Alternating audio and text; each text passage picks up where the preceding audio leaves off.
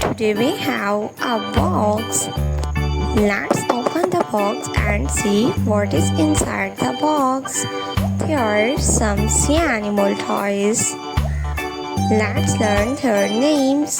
The first one is a starfish.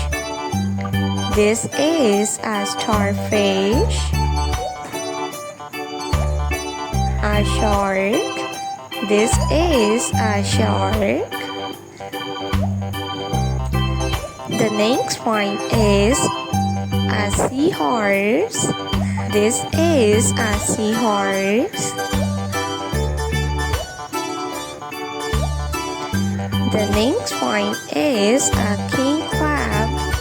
This is a king crab. The next one is a pufferfish. A manta ray. This is a manta ray. A narwhal. This is a narwhal. The next one is octopus. This is octopus.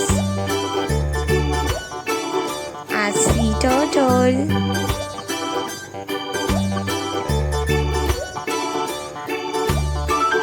A blue whale.